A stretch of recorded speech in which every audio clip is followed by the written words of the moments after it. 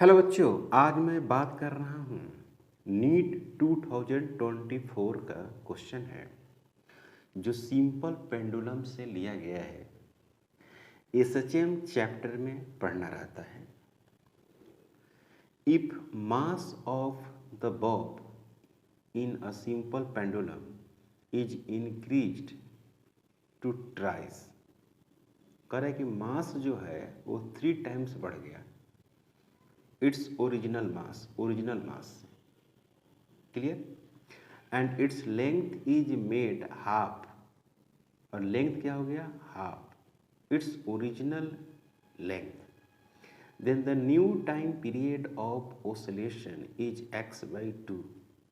तो जो नया टाइम पीरियड होता है वो x/2 हो जा रहा है। Clear? Times its original time period. Then the value of x is, तो कह रहा है कि जो x का जो वैल्यूज है वो कितना होगा ये समझा रहा। तो अगर आप सॉल्यूशन में देखेंगे तो सिंपल पेंडुलम का फार्मूला लिखेंगे 2π√L डिवाइडेड बटे G।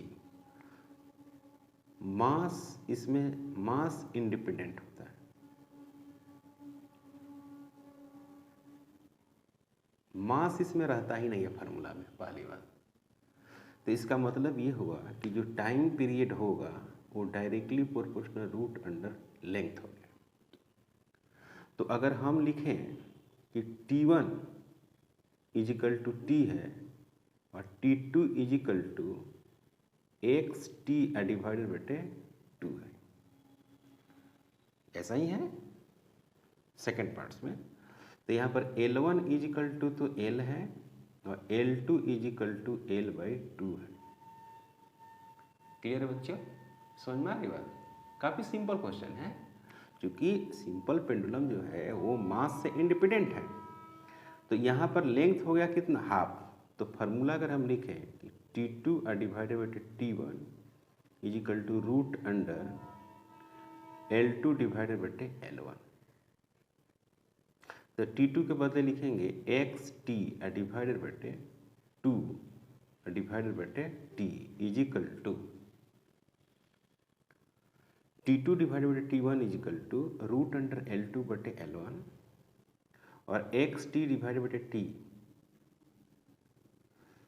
और यहाँ पर लिखेंगे L2 के बदले L डिवाइडेड बटे 2, अब पहले से है L, तो L कैंसिल हो जाएगा।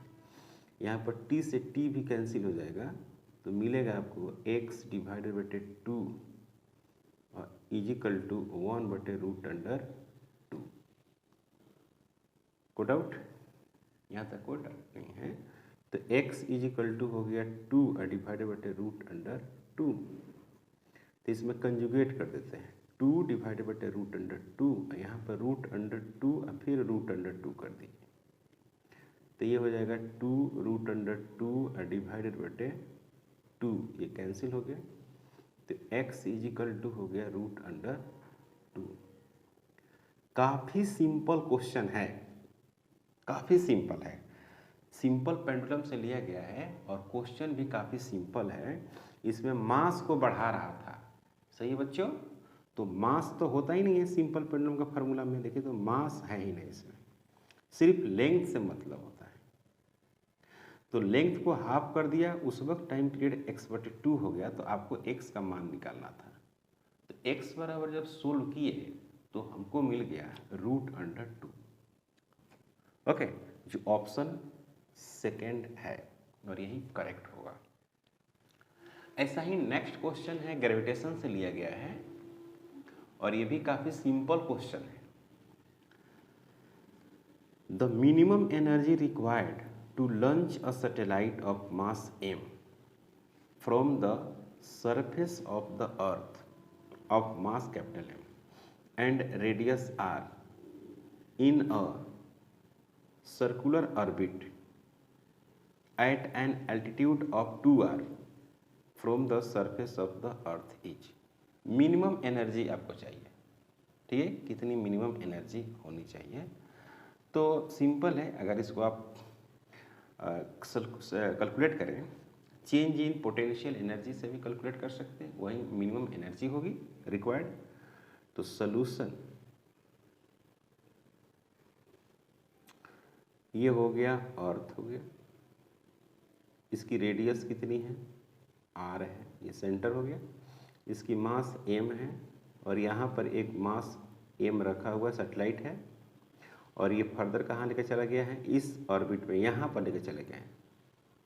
तो r से कहाँ चला गया, 2r चला गया ना, 2r फ्रॉम द सरफेस, यहाँ से 2r है तो यहाँ से कितना हो जाएगा, 3r हो जाएगा, देख रहे हैं आप।